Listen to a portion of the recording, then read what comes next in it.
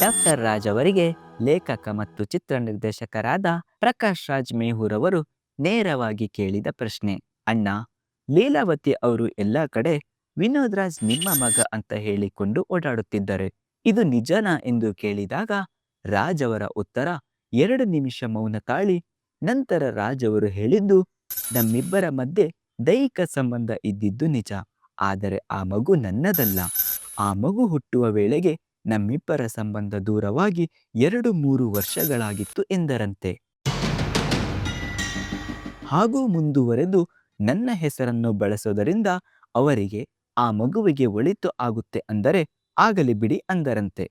ನಮ್ಮ ಅಭಿಪ್ರಾಯ, ಲೀಲಾವತಿ ಅವರ ಜೀವನದಲ್ಲಿ ಇನ್ನೊಂದು ಗಂಡಿನ ಪ್ರವೇಶ ಇಲ್ಲದೆ ಇದ್ದರೆ ಖಂಡಿತವಾಗಿ ರಾಜ್ ಅವರು ಎಲ್ಲರ ಎದುರು ಲೀಲಾವತಿ ಅವರನ್ನ ಸ್ವೀಕರಿಸುತ್ತಿದ್ದರು. ಇದೇ ರೀತಿಯ ನೀವು ತಿಳಿಯದ ಹೆಚ್ಚಿನ ಮಾಹಿತಿಯ ವಿಡಿಯೋಗಾಗಿ ನಮ್ಮ ಚಾನೆಲ್ ಅನ್ನು ಸಬ್ಸ್ಕ್ರೈಬ್ ಮಾಡಿ. ವಿಡಿಯೋ ಇಷ್ಟ ಆದರೆ ಲೈಕ್ ಮಾಡಿ.